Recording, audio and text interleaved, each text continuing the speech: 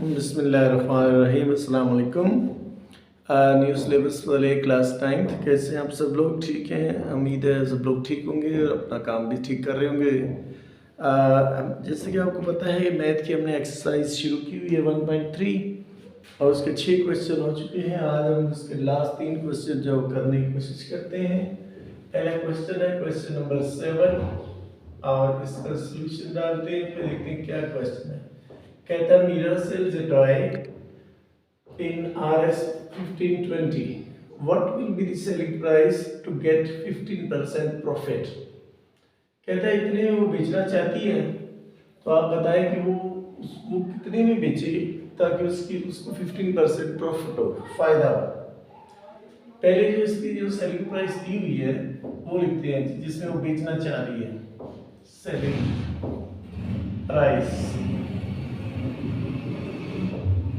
Price कितनी है इसकी? RS 1520। तो हम लोग क्या करते हैं, इसका 15% निकालते हैं, फिर देखते हैं कि कितनी प्राइस जो वो बेचे ताकि उसको 15% प्रॉफिट मिले चाहिए। तो इधर लिखेंगे 15% ऑफ 1520, यानी इसका 15% आपने निकालना है। कैसे निकालते हैं? इधर लिखा 1520 मल्टीप्लाई 15/100, यानी इस तरह 15% का मतलब है 15/100। किसी भी चीज का परसेंट निकालें तो 100 लगेगा, ज़ाहिर नीचे आ जाएगा। ये देखिए 0 0 से कट जाएगा, 5 3 15, 5 2 10 और 2 के इससे काट लेंगे जी, 2 7 14, 1 बचा तो 2 6 तो 76 को इससे मल्टीप्लाई कर देंगे और ये हमारे पास आ जाएगा 3 6 18, 3 7 21 और ये 1 मिलाएंगे तो 22 RS। इसका मतलब ये हुआ कि इस जो वैल्यू दी है उसका जो 15% है वो कितना है? 228। तो किस प्राइस पे बेचना चाहेगी? यानी 1520 में अगर ये ऐड कर दें तो फिर उसको 15% प्रॉफिट हो जाएगा अगर इसको उस प्राइस पे बेचेगी। So required, इधर लिखेंगे required selling price, required, so भी लिखते चले, so required selling price, selling price,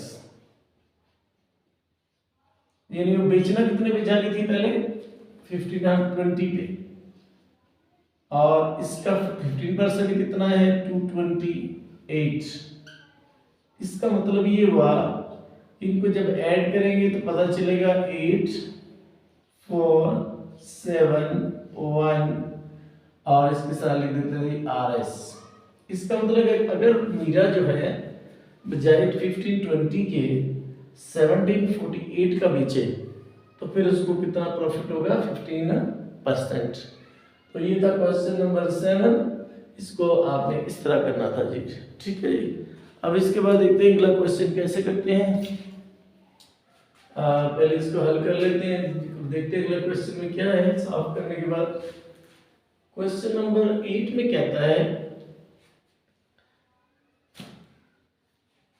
the annual income of the year is 9,60,000 rupees while exempted amount is 1,30,000.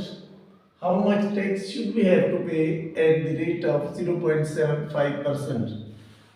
Question ये है, कहते हैं तैयब की जो साल की आमदन है यानी पूरे साल के बाद 9,60,000 है और उसमें से एग्जेम्प्टेड अमाउंट यानी 1,30,000 जो अमाउंट है उसकी छूट है, यानी अगर 1,30,000 किसी अमाउंट हो तो उसको टैक्स नहीं लगता। तो फिर बताइए कि साल के बाद उसको 0.75% के हिसाब से कितना टैक्स देना पड़ेगा। तो पहले इसका क्वेश्चन नंबर 8, इसका सॉल्यूशन डाला, उसके पास टोटल इनकम कितनी है जी? एनुअल इनकम लिखेंगे पहले, एनुअल इनकम, एनुअल इनकम कितनी है जी उस बंदे की? ये है जी 9,60,000 रुपीस। ये आप शुरू में डाल दें ज्यादा अच्छा है।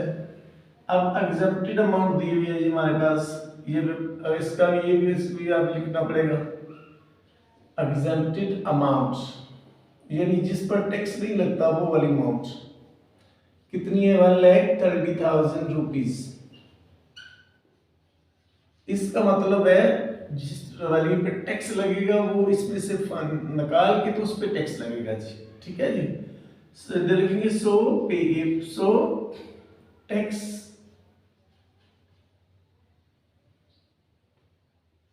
Payable amount, tax payable amount यानी जिस पे टैक्स हम दे रहे हैं वो अमाउंट निकाल लेते हैं, उसके बाद फिर टैक्स दे लेंगे जी।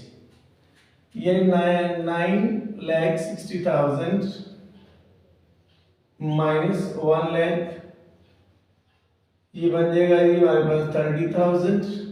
ये आपने इसमें से माइनस कर देना है, माइनस करेंगे तो कितना आएगा, ये 30 में 16 निकालेंगे आ जाएगा 8,30,000, 8,30,000 रुपीज। इस पे उसने टैक्स देना है। तो रेट ऑफ टैक्स क्या है जी, रेट ऑफ टैक्स उसने बताया है कितना 14%, नो सॉरी 0.75%, ये उसने बताया है। अब हमने अमाउंट निकाल ली टैक्स की, लिखेंगे amount of tax. Amount of tax कैसे निकालना है, जो पेएबल है अमाउंट, ये टैक्स पेएबल अमाउंट हमारे पास है उसको इससे मल्टीप्लाई करेंगे 8,30,000 मल्टीप्लाई 75 और डिवाइडेड बाय आ जाएगा जी 100, ठीक है। और ये 2 जीरो इन 2 जीरो से कट जाएंगे, जब ये कट जाएंगे तो आप फिर इसको इससे मल्टीप्लाई कर देंगे, जो भी आपका आंसर आएगा वो आप आंसर लिखेंगे। मेरे ख्याल में ये आना चाहिए, आप कैलकुलेटर से कर लें इसे अच्छी तरह, वैसे मुमकिन है ये चीज आ जाए, ठीक है। तो ये हमारे पास आ जाएगा 52,500 भी होना, तो कैलकुलेटर से कर ले तो ज़्यादा अच्छा है, ठीक है। अगर आपके पास कैलकुलेटर नहीं है तो फिर आप मुझे नहीं पता इसका क्या फिर आंसर आएगा। अब इसकी वैल्यू जो है वो हमने लिखी है, उसी हिसाब से आपने इसको करना है जी। 50,000 5,000 ये एनुअल इसको टैक्स देना पड़ेगा बंदे को। अब इसका जो लास्ट क्वेश्चन है वो आपने निकालना है, वो कितना आता है इसको भी देख लेते हैं। ये अमाउंट आप कैलकुलेट कर, मैं कहता हूं इसको मल्टीप्लाई कर ही लेते हैं एक दफा। ये 8300, ठीक है, क्योंकि 2 जीरो तो कट गए, 75 से मल्टीप्लाई करते हैं इसको। 5 3 are 15, 5 8 are 40, 41 आ जाएगा, और इधर आ जाएगा हमारे पास 7 3 are कितना आ गया जी 21, 7 8 are कितना होता है 56, और 56 में मिलाएंगे आप कितना भी 56 58, ये ना 58 इस तरह है अभी 5 2 2 और ये 6, और आज आगे हमारे पास इसके चूंकि 2 जीरो भी हैं तो ये कुछ इस तरह आएगा जी। कितना है हमारे पास 622500, ये आ गया जी, सही है, करेक्ट आंसर। कैलकुलेटर से आप मल्टीप्लाई कर सकते थे, आप इसको कैलकुलेटर से ही मल्टीप्लाई करना था, ठीक है जी। इसमें अभी भी जो दो एक और कमी रह गई, ये 100 तो आया, 100 तो आया ना हमारा परसेंटेज का, और एक पॉइंट ये है, पॉइंट इसको खत्म किया ना पॉइंट इसका, तो ये 100 ये आया, एक हमारे पास आया उसका परसेंटेज का, ये परसेंट दो दफा 100 लिखेंगे, इसका मतलब ये 2 जीरो जो है ये 2 जीरो से कट जाएंगे, और इधर आंसर में फिर 2 जीरो नहीं आएंगे, ठीक है। सिर्फ 83 को इससे मल्टीप्लाई कर देंगे आप, क्योंकि एक जो 100 है वो हमने पॉइंट खत्म किया, पॉइंट के बाद 2 डिजिट थे तो एक 100 वो आएगा, एक परसेंटेज वाला 100 भी नीचे आएगा, तो ये चारों जीरो खत्म हो जाएंगे, तो इनको मल्टीप्लाई करेंगे तो फिर हमारे पास ये आ जाएगा। तो ये अच्छा हुआ है कि हमने मल्टीप्लाई कर लिया, वरना ये गलत होने का चांस था ये, ठीक है। अब इसका क्या करना है, लास्ट क्वेश्चन करते हैं। फिर आगे देखते हैं क्या करना है हमें। क्वेश्चन नंबर 9 हमारे पास है, कहते हैं फाइंड कंपाउंड मार्कअप, और ये वैल्यू दी हुई है हमारे पास, अमाउंट दी हुई है। क्वेश्चन नंबर 9 सॉल्यूशन डाला और टोटल अमाउंट दिए हमारे पास, अमाउंट गिवन अमाउंट कितनी है, ये 3,75,000 रुपीज, 3,75,000 रुपये यानी। और टैक्स रेट इसमें बताया गया है, टैक्स रेट 14%। ठीक है, कहते हैं फाइंड कंपाउंड मार्कअप। कंपाउंड का मतलब है कि इसमें छूट कोई नहीं है। ठीक है, इसमें छूट कोई नहीं है जी, आपने इसको ऐसे इसी के पे ही इसको निकालना है जी। आप कंपाउंड मार्कअप आपने मालूम करना है, कंपाउंड मार्कअप, ये आप चीज आपने मालूम करनी है।